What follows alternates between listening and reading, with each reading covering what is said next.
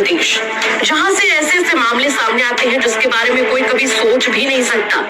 ताजा मामला उत्तर प्रदेश के ही बिजनौर का है, जिसके बारे में जो भी सुन रहा है वो सीधे अपना माथा ही पीट ले रहा है। बात ही ऐसी है, एक पति के आरोप ही ऐसे हैं। बिजनौर के रहने वाले चांद थाने पहुंचे फरियाद लेकर अपनी पत्नी के खिलाफ, जिन्होंने जब अपनी पत्नी पर आरोप लगाया तो मानो पुलिस के भी होश उड़ गए। पैरों तले जमीन सरक कर सीधे पाताल चली गई।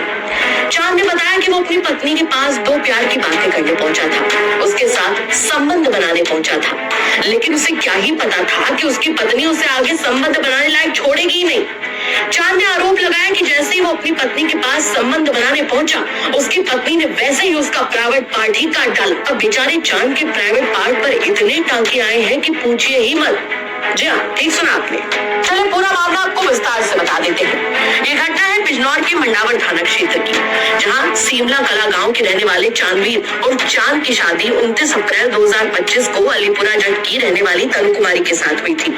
पीड़ित चांद का कहना है कि शादी के बाद से ही उसकी पत्नी उसके साथ अच्छा व्यवहार नहीं करती थी, ना प्यार से दो बातें करना, ना उसके साथ अच्छे से समय बिताना।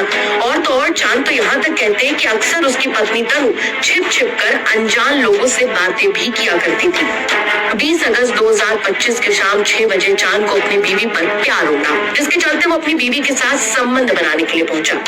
आरोप है कि उसी दौरान अचानक उसकी पत्नी ने उसके प्राइवेट पार्ट पर ही हमला बोल दिया और ऐसा वार किया कि उसका पति घायल होकर तड़पने लगा। जिसके बाद दर्द में चिल्लाते पीड़ित चांद की चीख पुकार सुनकर उसके पिता मौके पर भागे आए और तुरंत अपने बेटे को लेकर अस्पताल भागे, जहां डॉक्टर्स ने उसके प्राइवेट पार्ट पर एक नहीं, दो नहीं, बल्कि पूरे 7 टाके लगाए।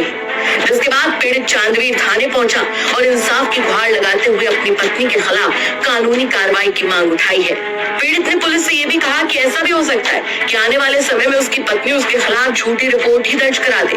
फिलहाल पुलिस ने मामले में एफआईआर दर्ज कर ली है और जांच में जुट गई है, लेकिन ऐसा खौफनाक कांड इस वक्त पूरे इलाके में चर्चा का विषय बना हुआ है। क्या कहेंगे आप इस खबर पर? हमें कॉमेंट कर